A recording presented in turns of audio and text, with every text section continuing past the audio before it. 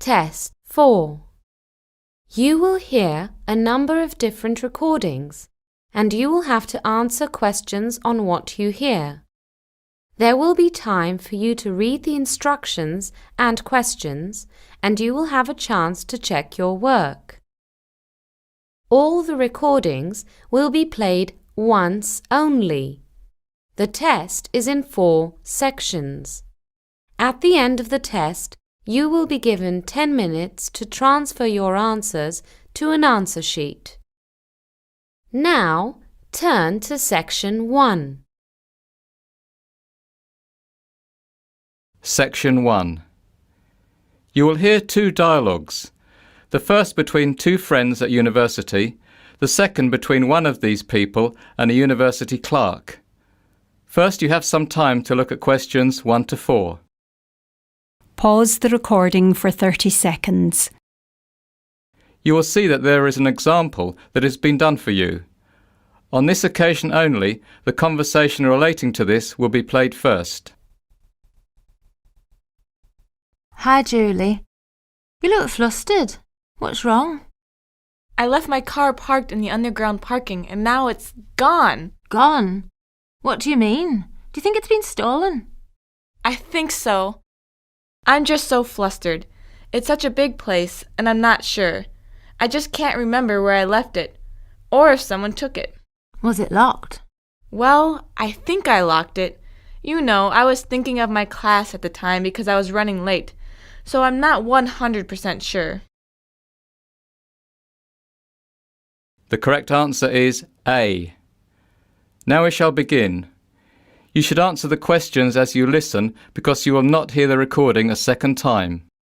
Listen carefully and answer questions 1 to 4. Hi, Julie. You look flustered. What's wrong? I left my car parked in the underground parking and now it's gone. Gone? What do you mean? Do you think it's been stolen? I think so. I'm just so flustered. It's such a big place and I'm not sure. I just can't remember where I left it, or if someone took it. Was it locked? Well, I think I locked it. You know, I was thinking of my class at the time because I was running late, so I'm not 100% sure. Where did you leave it? Underground. It was level 1. Don't you know that area's for postgraduate students, not for undergraduate students? Did you get a parking permit from Student Services? No, I didn't. So what does that mean? It means that it's probably been towed away. Oh no. It's the first time I've brought my car. I usually catch the train in. How long has it been parked for? Probably around 4 hours. Is there anything I can do? Yes. Go to the clerk at Student Services and ask what you have to do to get your car back. You'll probably have to get your car out of the compound and also pay a fine. I don't believe it. I know, it's ridiculous. But it's the only way the university can control how many people park on the grounds. There's just not enough parking to accommodate all the students. They could at least have clamped the wheel. Oh well, how do I get to Student Services? You go towards the science department, which is opposite the football field and next to the cafeteria. It's in the building in between. Okay, so it's in the building in between the science department and cafeteria, which is opposite the football field. That's right. Good luck. Before you hear the rest of the conversation, you have some time to look at questions 5 to 10. Pause the recording for 30 seconds. Now listen and answer questions 5 to 10. Good morning. Can I help you? Yes, I was told to come here because I seem to have lost my car. Oh, what do you mean? Well, it's the first time I've brought my car, and I didn't realize there were restrictions, and I think it might have been towed. No, I see. Are you a postgraduate student? No, undergraduate. Did you get a parking permit? No, I didn't know about the permit. Okay. We'll have to fill out a release form for the compound company where your car has been taken. I'll just need to get some details. Your name? Julie Karas. That's spelled Karas. Julie, Karas. And your address? 15 Fremont Avenue. How do you spell Fremont? Fremont. And the district is Hawksley. How do you spell that? Hawkesley.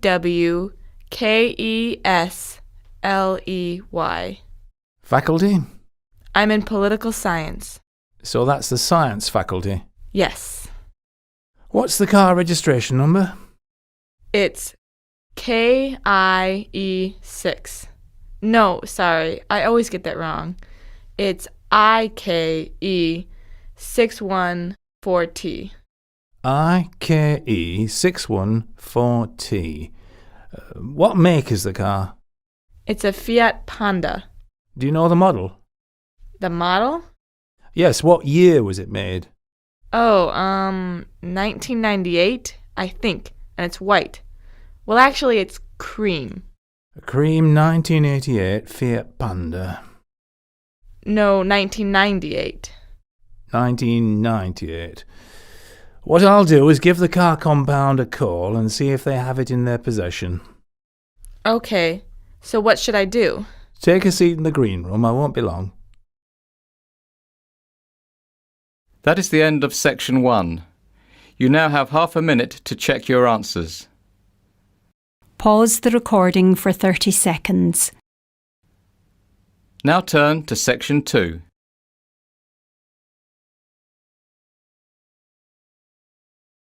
Section 2.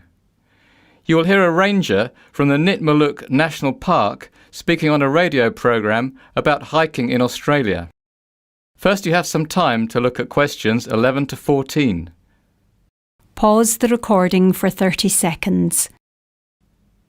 Now listen and answer questions 11 to 14. The Jatbula Trail, located within Nitmaluk National Park, is a 4 to 5 day trek in Australia's Northern Territory. It follows an ancient Aboriginal songline, and the boulders along the way are scattered with rock paintings. There are 5 campsites along the trail. First, Biddlecombe Cascade, then Crystal Falls, 17 Mile Falls, Edith River Crossing, and finally Sandy Camp Pool. Only 10 people at a time are allowed in each campsite, so you must book in advance, although usually you will not see another person on the trail. Every campsite has a source of permanent water, but otherwise facilities at each campsite vary. Your first stop, Biddlecombe Cascades, has toilets and an emergency call device. The next 2 stops, Crystal Falls and 17 Mile Falls, are the most developed campsites. Both offer toilets, an emergency call device, and a checkpoint where you must sign in to help rangers locate you in case of an emergency. Edith River Crossing also has a checkpoint and an emergency call device, but no organised toilets are provided. Sandy Camp Pool is the most primitive site of all. There is nothing there other than a beautiful sandy beach where you can pitch your tent. Before you hear the rest of the talk, you have some time to look at questions 15 to 20. Pause the recording for 30 seconds. Now listen and answer questions 15 to 20. The trail begins at Nitmaluk Centre, where you must register and pay a deposit of $50. After registering, you may begin your trek. You'll follow the trail overlooking 17 Mile Creek on your left for 8 kilometres until you reach the first campsite, Biddlecombe Cascades, where you'll stop for the night. On the second day, the track leads north from camp. After you've walked for about 5 hours and 10.5 kilometres, you'll reach Crystal Falls campsite located at a sharp bend in the trail. There's a marked trail from the campsite to the Crystal Fall viewpoint. Crystal Falls is 30 metres high and it's breathtaking, so be sure to have a look. The next day you'll change direction and head west across a valley, and then northwest again for about 9.5 kilometres.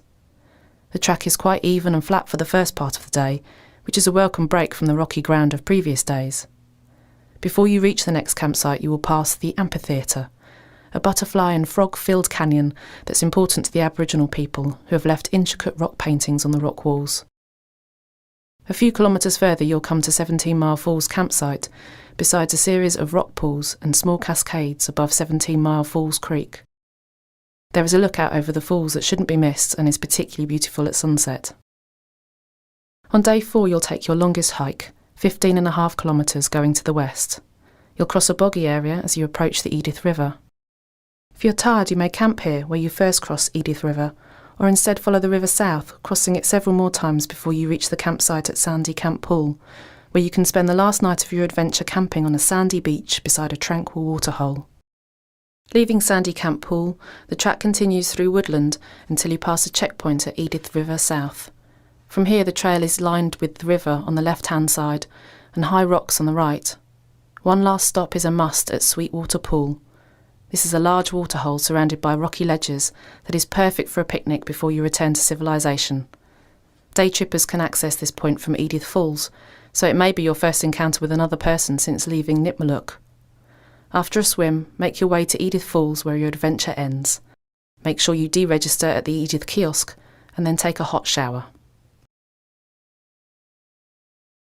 That is the end of section 2. You now have half a minute to check your answers. Pause the recording for 30 seconds. Now turn to section 3.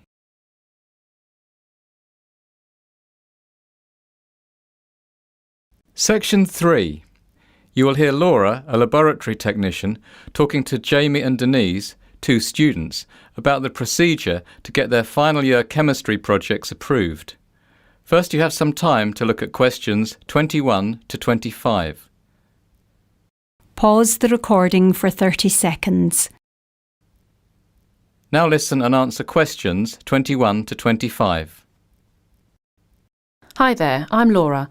I'm the laboratory technician for these chemistry labs, and Professor Mills has asked me to explain the procedure that you'll all have to go through to get your final year projects approved. Most of the procedure involves safety concerns, which we take very seriously. We don't want any uncontrolled explosions, no fires, and definitely no incidences with toxic gases. You mean like what happened in 2008 when the whole science block had to be evacuated? Yes, exactly. So you've heard about that already, Denise? Professor Mills told us about it on the first day of class. It was hilarious. Yeah, but I reckon some people must have gotten into a lot of trouble. To be honest, it was mortifyingly embarrassing for the chemistry department, because not only could no one identify what the toxic substance was, but also at the time of the incident no one was actually authorised to be carrying out experiments with any toxic substances whatsoever. Turned out a student had got a bit bored and had decided to do some spontaneous experimentation by mixing up some random powders that were lying around. This is actually incredibly foolish, because there are some extremely dangerous substances in the laboratory stores, and everyone was utterly shocked that someone of college age would do something so childish and irresponsible. And, in effect, this incident was the reason we developed the safety procedure that each of you must now go through before we let you loose in the laboratory to do your final year project. The procedure will force you to be really aware of safety issues, so just in case, at the moment, any of you think it would be a laugh to mix up some colourful substances or light things on fire for no reason, by the time you've worked your way through the procedure, you'll at least pause for a second thought. At least we would hope so. So, can I ask something? Yes, Jamie? So, we're basically being punished because some other student was irresponsible? Actually, the approval process isn't as bad as that. We can't really call it a punishment. It seems really very long and cumbersome at first, because you'll have to get a lot of different tasks stamped for approval by a lot of different staff members, and I'm sure most of them will have various concerns and suggestions. But my aim today is to break down the process and explain all the different steps to you so that it doesn't seem quite so bad. Before you hear the rest of the talk, you have some time to look at questions 26 to 30. Pause the recording for 30 seconds.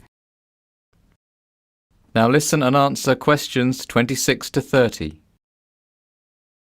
All right, let's get started. As I said before, a number of different staff members will be giving you suggestions, and they may not always agree. So just to keep things clear, you should remember that the laboratory supervisor has the final say about whether or not an experiment may be done here in our laboratory. Your professor has the final say whether you can do a particular experiment for your project, provided it's approved by the laboratory, and I've got the final say on how it may be done. So, the first step is that you will fill out this safety assessment form. You will have to have a fairly clear idea of your experiment, because you'll need to list all the chemicals you'll be using, the quantities you'll be using for each one, and the nature of the reactions that you'll carry out. You'll also be required to provide a week-by-week schedule so that we can be sure that whatever substances you're working with won't prove to be incendiary if they get mixed up with whatever the person next to you on the bench is getting up to. Really, for most of you, this assessment form will be quite straightforward because you're simply not going to be working with anything very dangerous. But for some of you, particularly if you are working with any volatile substances, it could be a bit more complicated. You might have to justify the use of certain substances, or only be allowed to use them on particular days. Now then, after you've filled out your safety assessment form and given a copy to your professor, you will submit it to the laboratory supervisor and he'll review it. This could take a couple of weeks, so do it early. Don't leave it to the last minute. He's a busy man. The laboratory supervisor will eventually make a recommendation to your professor about whether the experiment can go ahead, requires modifications, or may not be done. Next, your professor will either approve the project or not. If your professor does not approve the project due to safety concerns, then you, the student, will be notified and you'll begin the process over again by submitting a new safety assessment form that takes into account those troublesome safety issues. Is everyone with me so far? I have a question. Yes, Jamie. So if we have to wait weeks for the laboratory supervisor to give his approval, and then we have to redo the form, we're going to be quite behind our classmates who got approval on their first go. That's a bit unfair, isn't it? I mean, some people are going to have an advantage of several weeks over other people. Well, you needn't really worry about getting behind at this stage. After all, you'll have 6 months to work on your final project. And you'll only get a 2-week block of laboratory time anyway, so there's time to wait for the laboratory supervisor, provided you get started promptly and don't leave it all to the last 2 months. Also, don't forget that this is only one step. There are plenty of other steps for other students to get hung up on further down the line. It will all balance out. But, Laura, what if our projects aren't approved? Then you'll come up with another one. Don't get too attached to your project in the beginning. Projects get turned down. Let's see, last year I think only 15 projects got approval on their first go. Out of how many? Out of about 45, I think. There are less of you this year, but still, be prepared to come up with an alternative project. There are plenty of people to help you if you need ideas, your professor, his RAs, even your fellow students. And don't forget that in the first months of your project, the library will be your second home, and the librarians will be your greatest friends. Laura, what's an RA? RA stands for Research Assistant, like Jess over there in the lab coat. Hi, Jess. Now, once your professor has approved your project, you will need to write up a set of experiment safety procedure guidelines. This will include all the practical steps you'll take to keep safe and exactly what you'll do if you have a spill or some such thing. How will we know all this? We've got no experience in the laboratory. Well, after your professor approves your project, he'll assign an RA to help you write the experimental safety procedure guidelines. You won't be on your own. Finally, once that's written, you'll give it to the laboratory technician, that's me, for approval. If I approve it, then you can begin your experiment. If there are problems, we'll sit down together and talk about it. Then you and your assigned RA will come up with a way of making your experiment completely safe to conduct. You'll redo the guidelines and give it to me again until it's approved. But the RAs know what they're doing, so I don't expect there will be too many problems. OK? Any questions? That is the end of section 3. You now have half a minute to check your answers. Pause the recording for 30 seconds. Now turn to section 4.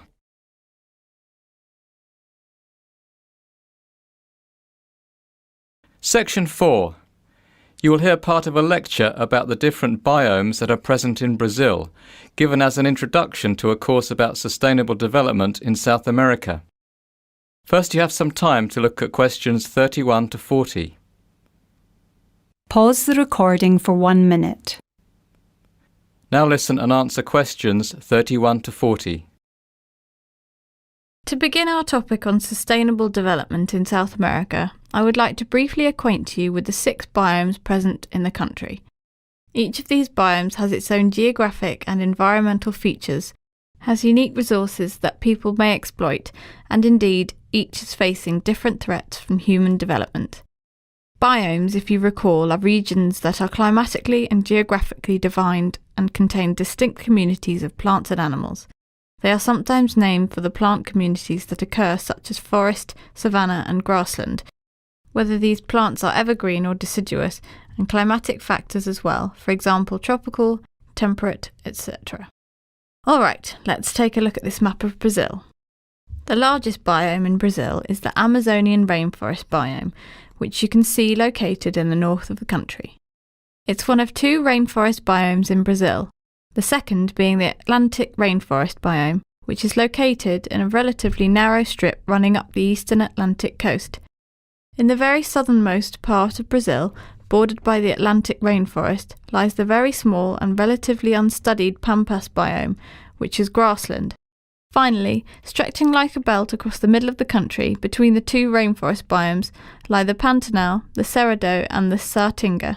Starting at the left of the map, you can see the smallest of the three, which is the Pantanal biome, a unique seasonally flooded wetland area.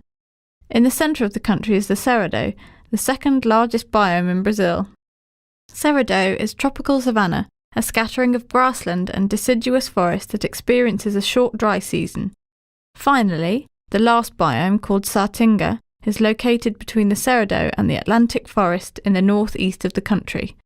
The Saatinga has a very long dry season, lasting 8 to 9 months, and is covered in deciduous scrub.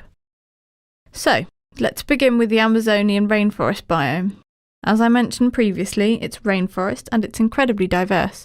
It contains the largest single reserve of biological organisms in the world. No one really knows how many species occur in the Amazon forest, but scientists estimate that there could be as many as 5 million. Recently, this biome has been under a great deal of pressure from agriculture, with large swathes being cleared and burned to create pasture for the 19 million cattle that the area supports. However, the soils are acidic with very low levels of certain important minerals and are quickly degraded when heavily grazed, which necessitates more clearing and burning of forest. The rainforest is further disturbed by selective logging of valuable tree species. The second largest biome in Brazil is the Cerrado, which is a tropical savanna environment made up of sparse trees and drought-resistant grasses. The Cerrado also contains a huge biodiversity. It's estimated that 1/3 of Brazil's plant and animal species are located in this region. But since 1995, the cultivated pasture area in the Cerrado has increased by almost 70%. It is a common practice to use newly cleared land for the cultivation of crops for a few years, and then when it starts to degrade, to use it for pasture for cattle. The Cerrado now supports 72.3 million cattle, which amounts to 41% of the cattle in Brazil. Next we have the biome called the Saatinga, which is a tropical dryland with a dry season that lasts 8 or 9 months of the year. Vegetation is deciduous, sparse and thorny and contains a high number of species endemic to Brazil. Agriculture is limited by the lack of water, but this biome supports 8.8 million goats and 8.1 million sheep, besides 23.9 million cattle. The Pantanal biome, a wetland formed by the flooding of the rivers of the Paraguay basin, is the world's biggest flooded plain. Vegetation is patchy and variable. It consists of tall grasses, bushes and widely dispersed trees similar to those of the Cerrado, except that in the Pantanal they are partially submerged for a portion of the year. 3 million cattle are raised in this biome. However, the available grazing area is limited by flooding, so large areas can sustain only low numbers of animals. UNESCO recognises it as a World Biosphere Reserve and also as a World Natural Heritage Site. Ecotourism is becoming important in this region, which diversifies the economic activity. The Atlantic rainforest is the most endangered biome in Brazil and also its most affluent region. It's the most important agricultural and industrial area of the country. It supports 36 million cattle and most of the country's dairy production takes place there. More than 70% of the Brazilian population, the largest Brazilian cities and the production of about 80% of Brazil's gross domestic product are all located in what used to be the Atlantic rainforest. Today, as a result, less than 10% of the Atlantic forest is left. The biome is also beginning to be recognised as ecologically very important. In the state of Bahia, for example, international researchers have identified a world record of 458 tree species in a single hectare of Atlantic forest. That is even more diverse than the Amazon rainforest. At the moment, less than 2% of the remaining Atlantic forest is under protected status, and the scientific community is scrambling to secure what little undisturbed forest still remains. Finally, the Brazilian Pampas biome has a temperate climate. It's the only biome in Brazil that is not tropical. Grasslands scattered with shrubs and trees are the dominant vegetation. The shallow soil originating from sedimentary rocks often has an extremely sandy texture that makes it fragile and highly prone to water and wind erosion. The Pampas supports 26 million cattle and 6 million sheep in mostly natural, unmodified pastures. However, this biome is being threatened with rapid conversion to the agriculture of cash crops. Alright, so next week we will go into more detail about the economic policies of the Brazilian government in relation to the development of each of these biomes. That is the end of section 4. You now have half a minute to check your answers. Pause the recording for 30 seconds. That is the end of the listening test. In the Ielts test, you now have 10 minutes to transfer your answers to the listening answer sheet.